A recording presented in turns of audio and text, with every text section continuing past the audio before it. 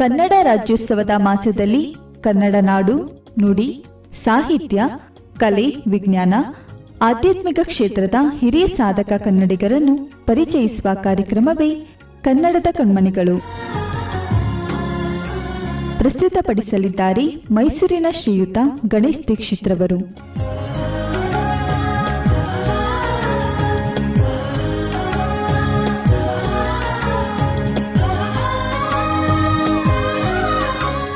ಆತ್ಮೀಯ ಕೇಳುಗರೆ, ಕರ್ನಾಟಕ ರಾಜ್ಯೋತ್ಸವದ ಶುಭಾಶಯಗಳು. ಕರ್ನಾಟಕದ ಕಣ್ಮಣಿ, ಕನ್ನಡದ ಅಮೂಲ್ಯ ರತ್ನಗಳಲ್ಲಿ ಮತ್ತೊಂದು ರತ್ನ ಮೈಸೂರಿನ ಒಡೆಯರ್ ಸಂಸ್ಥಾನ ಹಾಗೂ ಸಂಸ್ಥಾನದ ಅರಸರು. ಮೈಸೂರು ಅಂದಿನ ಕರ್ನಾಟಕದ ರಾಜಧಾನಿಯಾಗಿತ್ತು. ಮೈಸೂರು ಎಂದೊಡನೆ ನಮಗೆ ನೆನಪಿಗೆ ಬರುವುದು ಯದುವಂಶದ ಆಡಳಿತ ಹಾಗೂ ದಸರಾ ಉತ್ಸವ.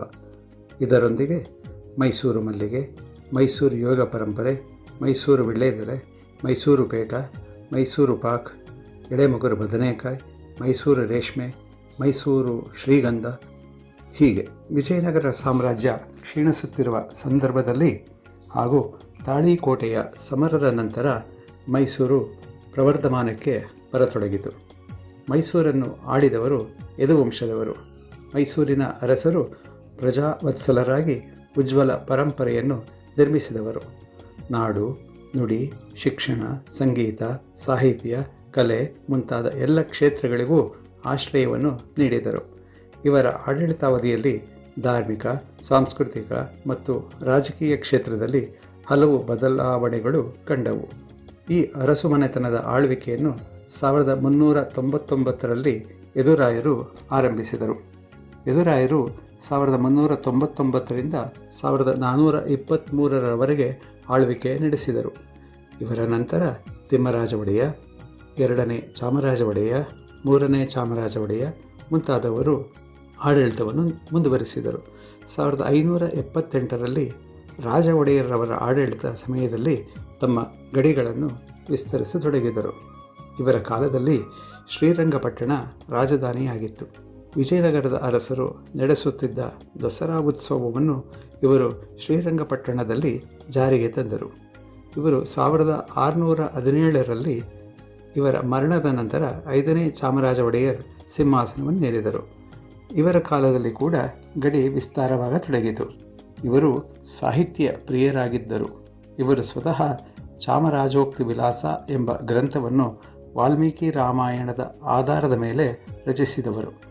ಇವರ ಕಾಲದಲ್ಲಿ ಲೋಕೋಪಯೋಗಿ ಕಾರ್ಯಗಳು ವೇಗದಿಂದ ಸಾಗಿದವು. ಇವರು 1637ರಲ್ಲಿ ನಿಧನರಾದರು. ಇವರ ನಂತರ ಕಂಠೀರವ ನರಸರಾಜ ಒಡೆಯರ್ ಸಿಂಹಾಸನವನ್ನೇರಿದರು. ಇವರು ಕೂಡ ಯದುವಂಶದ ಶ್ರೇಷ್ಠ ದೊರೆಗಳಲ್ಲಿ ಒಬ್ಬರು. ಇವರು ಪರಾಕ್ರಮಿ ಹಾಗೂ ಸಮರ್ಥ ಆಡಳಿತಗಾರರಾಗಿದ್ದರು. ಇವರ ಕಾಲದಲ್ಲಿ ಕಂಠೀರಾಯ ಎಂಬ ಚಿನ್ನದ ನಾಣ್ಯಗಳು ಟಂಕಿಸಲ್ಪಟ್ಟವು. ಇವರು ಕೂಡ ತಮ್ಮ ರಾಜ್ಯವನ್ನು ವಿಸ್ತಾರ ಮಾಡತೊಡಗಿದರು. ಇವರು ರಕ್ಷಣೆಗಿಂತ ಆಕ್ರಮಣ ನೀತಿಯನ್ನು ಅನುಸರಿಸಿ ಇಂದಿನ ಕರ್ನಾಟಕದ ಬಹುಭಾಗವನ್ನು ಗೆದ್ದರು. ಇದರಿಂದಾಗಿ ಇವರಿಗೆ ರಣವೀರ ಕಂಠೀರವ ಎಂಬ ಬಿರುದು ಪ್ರಾಪ್ತವಾಯಿತು. ಇವರ ನಂತರ ದೊಡ್ಡ ದೇವರಾಜ ಒಡೆಯರವರು ಆಡಳಿತದ ಚುಕ್ಕಾಣಿ ಹಿಡಿದರು. ಇವರ ಕಾಲದಲ್ಲಿ ಚಾಮುಂಡಿ ಬೆಟ್ಟಕ್ಕೆ ಮೆಟ್ಟಿಲುಗಳು ನಿರ್ಮಾಣವಾಗತೊಡಗಿತು.